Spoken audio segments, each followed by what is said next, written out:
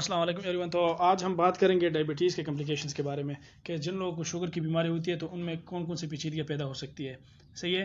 तो जिन लोगों को शुगर की बीमारी होती है उनमें पेचीदगियाँ दो किस्म की होती है। एक तो ऐसी कॉम्प्लिकेशन यानी पेचीदगियाँ होती है जो कम अरसे में पैदा होती है। फॉर एग्जांपल अगर किसी को डायबिटीज़ है तो उसको अभी भी हो सकता है, 1 घंटे बाद भी हो सकता है, 1 दिन बाद भी हो सकता है। सही है। कुछ ऐसे कॉम्प्लिकेशंस हो सकते हैं।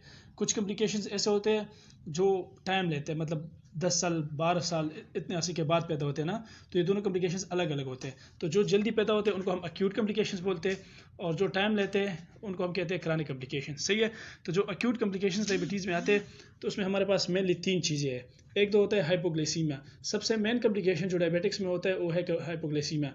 यानी जो जो ट्रीटमेंट ले रहे होते हैं ना, तो उसके साइड इफेक्ट्स की वजह से या टाइम पे खाना न खाने की वजह से उनका शुगर लेवल कम हो जाता है। सही है। जो नॉर्मल चाहिए होता है उससे कम हो जाता है, तो उसको हम हाइपोग्लाइसीमिया कहते हैं।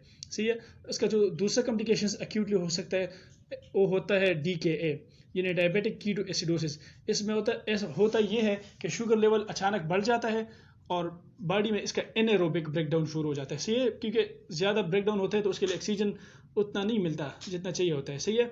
तो बॉडी में एसिड्स बन जाते हैं, तो इसलिए बॉडी ओवरऑल एसिडिक स्टेट में चली जाती है। सही है। तो इसको कहते हैं डायबिटिक कीटो एसिडोसिस। अच्छा, जो तीसरा कॉम्प्लिकेशन है एक्यूट, वो इसको बोलते हैं HHS। सही है। ये भी देखिए एक ही तरह ही है।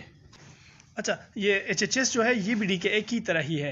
इसमें भी शुगर लेवल बढ़ जाता है, लेकिन इसमें एसिडिटी में बॉडी नहीं जाती। सही है। इसमें शुगर ज़्यादा होता है, बंदे को पेशाब बार बार आ रहा होता है, बंदा डिहाइड्रेट हो जाता है यानी बदन में पानी कम हो जाता है। सही है। लेकिन इसमें एनारोबिक ब्रेकडाउन नहीं होता, बॉडी में एसिड्स नहीं बनते। अगर आप उसके यूरिन यानी पेशाब का टेस्ट कराओ तो उसमें कीटोन बॉडीज़ वगैरह नहीं होते ना, कीटोन बॉडीज इसमें नहीं बनते।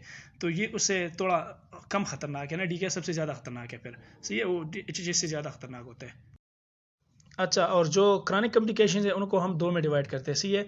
उनमें दो तरह की वेसल्स यानी रगें हमारे पास इन्वॉल्व हो जाती है। एक छोटी छोटी रगें होती है, जो दूसरी तरफ बड़ी बड़ी होती है ना। तो जो छोटी छोटी इन्वॉल्व हो जाती है तो उसको हम माइक्रोवास्कुलर कहते हैं, और जो बड़े बड़े इन्वॉल्व हो जाती है तो इसको हम मैक्रोवास्कुलर कॉम्प्लिकेशंस बोलते हैं। ठीक है। जो छोटी छोटी रगें होती है ना, ये आंखों में होती है, गुर्दों में होती है, और जो हमारे बिजली की रगें होती है उनमें होती है। सही है। तो ये 3 किस्म के उधर इन्वॉल्व हो जाती है। तो हमारे पास आंखों की जो नज़र होती है वो कम होगी। सही है। हमें धुंधला दिखेगा, नज़र कम होगी। सही है ना। जो गुर्दों वाली होती है ना, उसको डायबिटिक नेफ्रोपैथी बोलते हैं, तो उधर गुर्दों में मसला आ जाता है। सही है। नॉर्मल इस तरह होता है कि ना कि हमारे खून में जितना भी प्रोटीन वगैरह होते हैं ना, वो गुर्दे उनको फिल्टर करते हैं।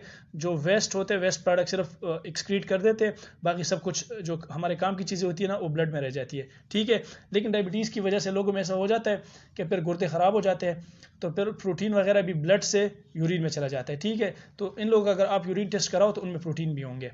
सही है। जो तीसरी टाइप है उसमें हम कहते हैं डायबिटिक न्यूरोपैथी। तो उसमें ये होता है कि हमारे पास जो नर्व्स होती है ना वो इन्वॉल्व हो जाती है। सही है। तो फिर बंदे को मतलब पेन वगैरह उसको फील नहीं होगा, इसको टिंगलिंग और नमनेस होगी। सही है। ये पाव वगैरह उसके सुन जाते हैं। सही है ना। तो इसको हम कहते हैं डायबिटिक न्यूरोपैथी।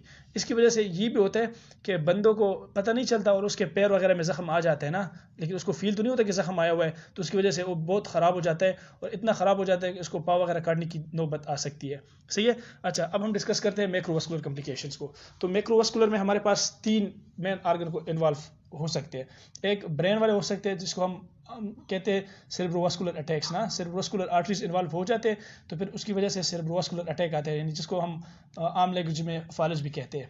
सही है। दूसरा जो है वो हार्ट के आर्टरीज इन्वॉल्व हो जाते हैं, जिसको हम कहते हैं कोरोनरी आर्टरी डिजीज़। सही है ना। तो हार्ट के जो आर्टरीज होते हैं वो इन्वॉल्व हो जाते हैं, जिसकी वजह से बंदे को हार्ट अटैक आ सकता है। सही है। जो तीसरे होते हैं उसमें हम कहते हैं पेरिफेरल आर्टीरियल डिजीज़। तो इसमें बाकी जितने हमारे पास ये पाँव और हाथ और बाकी जिस्म में ना दूर दूर की जो आर्टरीज होती है वो इन्वॉल्व हो जाती है, तो इसको हम कहते हैं पेरिफेरल आर्टीरियल डिजीज़। सही है। So it was all about the complications. अब आगे की वीडियोज़ में हम डिटेल से एक एक को डिस्कस करेंगे।